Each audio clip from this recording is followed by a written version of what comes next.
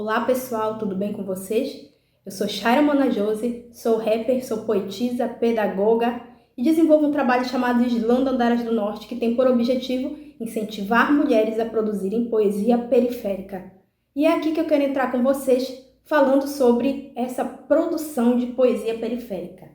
Então sejam todos bem-vindos e bem-vindas à nossa oficina. Vamos começar entendendo esse termo, poesia periférica. O termo poesia periférica ele é bem recente, mas lá na década de 70 nós tínhamos a poesia marginal. A poesia marginal ou geração do mimeógrafo foi um movimento sociocultural que surgiu num período bem tenso, que foi a ditadura militar. Então, nesse período, surgiram um grupo de pessoas que passaram a escrever textos poéticos falando da realidade, relatando coisas que aconteciam naquele período e também contrapondo o próprio Estado, o próprio regime militar. Essas pessoas não eram reconhecidas entre os cânones literários. As suas produções não eram reconhecidas como sendo poesia, como sendo literatura, e dessa maneira as editoras não iriam se interessar pelos seus conteúdos, além de ser também muito caro. Se hoje para nós já é difícil, já é caro a gente ter alguma editora que se interesse por nossos trabalhos e que seja um custo acessível, naquela época era mais difícil ainda. Então, é aí que entra um ponto-chave, geração do mimeógrafo. Esse grupo de pessoas se utilizaram de um equipamento chamado mimeógrafo, que era uma máquina, tinha uma manivela, e aí reproduziam uma a uma a folha das suas produções, e assim eles faziam com que essas produções conseguissem chegar nas mãos das pessoas num custo bem acessível, e era uma forma mais rápida de fazer com que essas informações, através dessa poesia, chegassem ao maior número de pessoas possível. Daí a poesia marginal, ou geração do mimeógrafo. Hoje nós não temos mais o mimeógrafo, mas nós temos a Xerox, a máquina de Xerox, nós temos a impressora caseira. Então é justamente resgatando esse tipo de produção que a poesia periférica chega aqui para nós em 2020, com toda a força e sendo produzida por um grupo, logicamente, periférico, pessoas da periferia, mas que tem muita coisa para falar, que tem muitas coisas para escrever, e como diz a escritora Conceição Evaristo, são as suas escrevivências.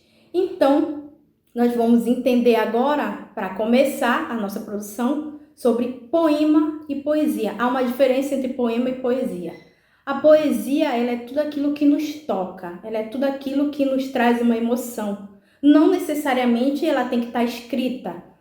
Há autores que não concordam com isso, que para ser poesia tem que estar escrito. Mas você observa a poesia, por exemplo, na escultura, no teatro, na dança ou em outras expressões que possa lhe remeter a um sentimento, que possa lhe deixar num estado emocional mais contemplador. Já o poema, ele é o texto escrito, literário, e que dentro desse texto a gente consegue identificar algumas coisas que são características, por exemplo, a rima. Mas eu quero fazer uma observação aqui, nem toda poesia, principalmente a periférica, necessita ter rima. E agora a gente vai entender um pouquinho quanto à disposição dessa rima, como é que a gente pode classificar. Então, vamos entender verso, estrofe e rima. Um poema é constituído de verso e estrofe e seus versos podem apresentar ou não rima. Verso é cada linha poética, estrofe é o conjunto de versos. Quanto à disposição da rima, nós temos interpoladas ou intercaladas ou ainda exposta. Temos cruzadas ou alternadas, emparelhadas e encadeadas. Vamos a esse primeiro exemplo? Muda-se o tempo, mudam-se as vontades, muda-se o ser, muda-se a confiança. Todo mundo é composto de mudança, tomando sempre novas qualidades. A gente observa uma letrinha aí ao final de cada verso, demonstrando com quem ele vai rimar. Por exemplo, o primeiro verso vai rimar com o quarto verso e o segundo e o terceiro vão rimar entre si. Já nas cruzadas ou alternadas, nós temos um diferencial aqui. O tempo cobre o chão de verde manto, que já coberto foi de neve fria, e em mim converte em choro o doce canto. Nós temos o primeiro verso rimando com o terceiro e o segundo verso não rima com nenhum, e assim sucessivamente. A gente vai entendendo como é que funciona. Vamos voltar agora aqui. Eu venho trazer para vocês entenderem como é que esses versos, como é que essa rima se comporta dentro de uma poesia escrita por um poeta marginal. Venho trazer para vocês Preto Michel, que é da periferia de Belém do Pará, é um poeta negro do Tapanã. Vamos lá? O texto se chama Impressões do Dia a Dia. Eles sorriem quando conseguem um real, no sinal. Seria normal se eles não dormissem no jornal. E se não fossem explorados pelo adulto cara de pau, que bate, maltrata e explora as crianças, limpando os vidros dos carros no sol de 40 graus. O sorriso que esconde o cansaço, o sorriso inchaço, o pé descalço, de uma infância sem futuro. Na pandemia, sem a família, lá na esquina, duas crianças pedem todo dia. Preto Michel. Então, deu para entender um pouco como é que essa rima se comporta e como essa poesia periférica ela se materializa, né? Ele conta aqui a história de duas crianças no sinal pedindo dinheiro no período que a gente está vivendo, que é um período de pandemia, um período muito complicado. E eu vou ficando por aqui. Amanhã eu trago mais coisas para vocês, mais elementos, para que ao final a gente possa produzir as nossas poesias.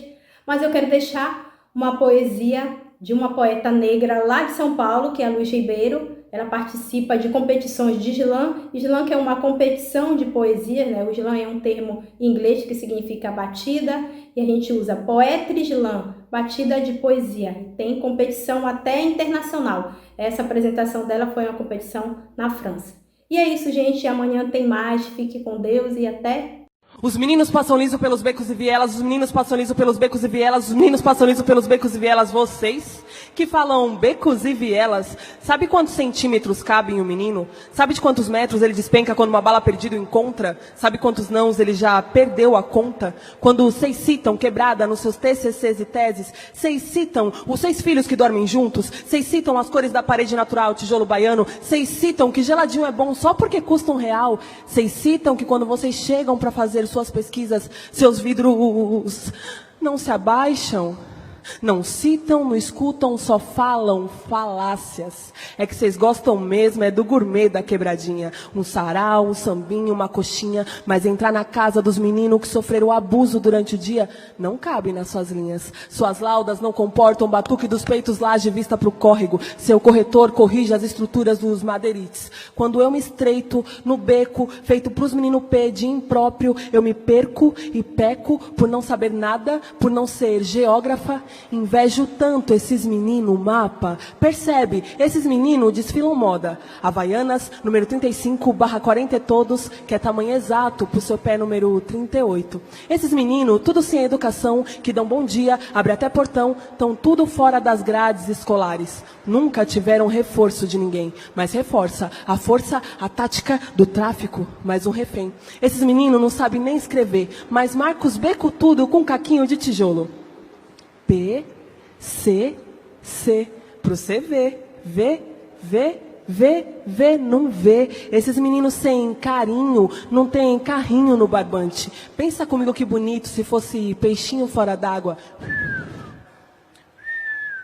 A desbicar no céu, mas é réu na favela. Lhe fizeram pensar voos altos. Voa, voa, voa. Aviãozinho. E os meninos corre, faz seus corre. Podia ser adaga, flecha, lança, mas é lançado para fora, vive pela margem. Na quebrada do menino não tem nem ônibus pro centro da capital. Isso me parece um sinal, é tipo uma demarcação de até onde ele pode chegar. E os meninos malandrão faz toda a lição, acorda cedo, dorme tarde, é chamado de função.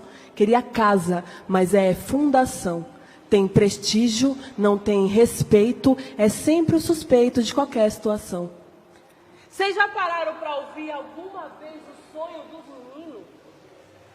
Já pararam para ouvir alguma vez o sonho dos meninos? É tudo coisa de centímetros. Um pirulito, um picolé, um pai, uma mãe, um chinelo que lhe caiba no pé. Um aviso, quanto mais retinto o menino, mais fácil de ser extinto. Seus centímetros não suportam 9 milímetros, porque esses meninos sentem metros.